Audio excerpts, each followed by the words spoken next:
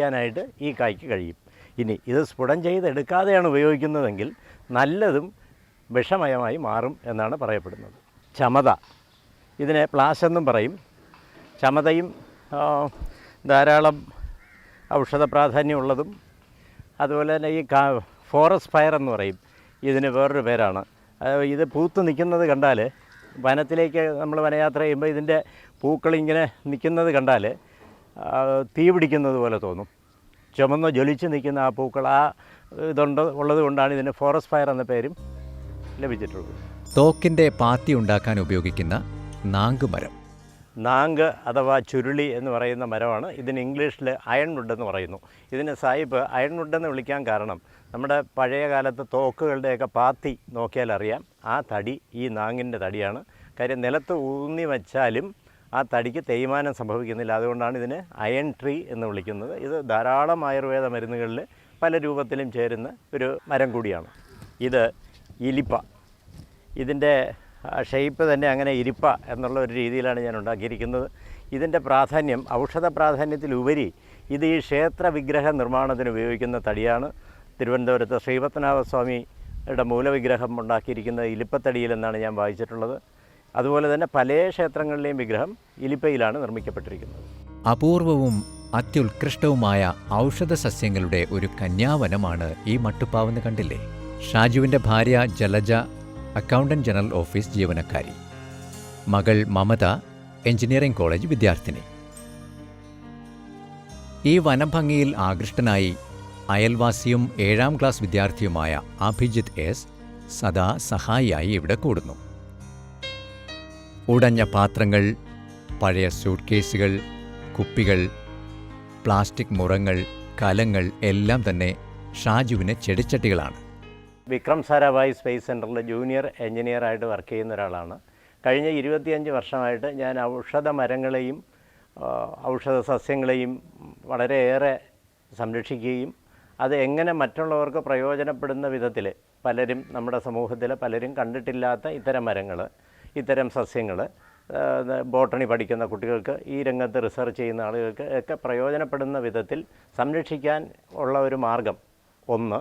മറ്റൊന്ന്, ഒരു നഗരത്തിൽ താമസിക്കുന്ന ഒരാൾ അല്ലെങ്കിൽ ഫ്ലാറ്റിൽ താമസിക്കുന്ന ഒരാൾ അയാൾക്ക് എങ്ങനെ മരങ്ങളെ സ്നേഹിക്കാം, എങ്ങനെ ഔഷധ മരങ്ങളെ സംരക്ഷിക്കാം, ഔഷധ സസ്യങ്ങളെ എങ്ങനെ സംരക്ഷിക്കാം എന്നുള്ള എൻ്റെ ഒരു ശ്രമമാണ് ഞാൻ ചെയ്യുന്നത്.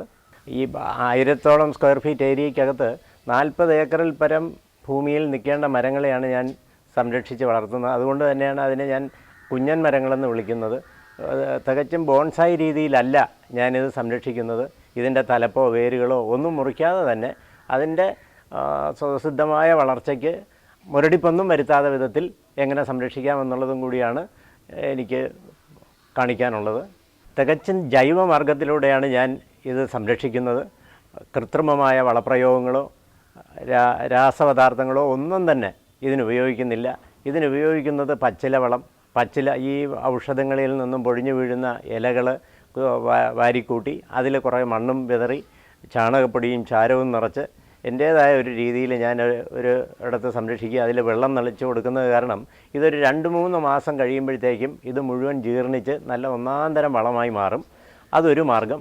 മറ്റൊന്ന്, എനിക്കിവിടെ ഇതിന് വേണ്ടിയുള്ള ഒരു ബയോഗ്യാസ് പ്ലാന്റ് ഉണ്ട്. ആ ബയോഗ്യാസ് പ്ലാന്റിൽ ഞങ്ങൾക്ക് അത്യാവശ്യം വേണ്ടുന്ന ഒരു അരമണിക്കൂർ ഗ്യാസും കിട്ടും. ഞങ്ങളുടെ ഒരു ചെറിയ ഫാമിലിയാണ്, എന്നിട്ട് പോലും അരമണിക്കൂർ ഗ്യാസും കിട്ടും. ഈ ചെടികൾക്കെല്ലാം ഒഴിക്കേണ്ട വളരെ ന്യൂട്രീഷൻ വാല്യൂ ഉള്ള സ്ലറി ബയോഗ്യാസ് പ്ലാന്റിൽ നിന്ന് കിട്ടും. ഇതും ഈ ചെടികൾക്ക് ഉപയോഗിക്കുന്നു. മറ്റൊന്നതിന് വേണ്ടുന്ന ജലസേചനം എല്ലാ ദിവസവും കൃത്യമായി 2 പ്രാവശ്യം ഇതിന് വെള്ളം കൊടുക്കേണ്ടതുണ്ട്. വളരെ പ്രത്യേകിച്ച് ഈ വേനൽ സമയത്ത് മുടക്കം കൂടാതെ തന്നെ 2 പ്രാവശ്യം ഇതിന് വെള്ളം കൊടുക്കേണ്ടതുണ്ട്. അതിനുവേണ്ടി റെയിൻ വാട്ടർ ഹാർവെസ്റ്റ് എൻ്റെ കയ്യിലുണ്ട്. മഴവെള്ള സംഭരണി, അതിനെ താഴെ കാർ ഷെഡിനടിയിൽ സംഭരിച്ചതിന് ശേഷം മുകളിലേക്ക് പമ്പ് ചെയ്ത് കയറ്റി ടാങ്കിൽ നിറച്ച് അവിടുന്ന് ഞാൻ ഇതിന് ഉപയോഗിക്കുന്നുണ്ട്. ഞാൻ ഏറെ ബഹുമാനിക്കുന്ന ഒരു മഹാഗുരു, കൃഷിയെ സംബന്ധിച്ചും പരിസ്ഥിതിയെ സംബന്ധിച്ചും ഒക്കെ കലാലയ വിദ്യാഭ്യാസം നേടാതെ പരിസ്ഥിതിയെ സ്നേഹിച്ച കണ്ടൽ പക്കോടൻ എനിക്ക് സമ്മാനിച്ച കണ്ടൽ വിത്തുകൾ ഞാൻ ഒരു നിധി പോലെ നട്ടു വളർത്തി എൻ്റെ വീട്ടിൻ്റെ മുകളിൽ ഒരു കുഞ്ഞ് ടാങ്ക് ഉണ്ടാക്കി അതിലൊരു കണ്ടൽ കാടും ഞാൻ സംരക്ഷിക്കുന്നുണ്ട്. അതെ, ഇത് ജൈവവനമാണ്. ഇവിടുത്തെ ചപ്പുചവറുകൾ ചാക്കിൽ ശേഖരിച്ച് അതിനു മുകളിൽ മണലും ചാണകപ്പൊടിയും ചേർത്ത് നിറച്ചു കെട്ടിവച്ചാൽ കുറച്ച് ദിവസം കഴിയുമ്പോൾ ഷാജുവിൻ്റെ ജൈവവളമായി കഴിഞ്ഞു. പെട്ടെന്നാർക്കും അനുകരണീയമല്ല ഷാജുവിൻ്റെ ഈ വഴി.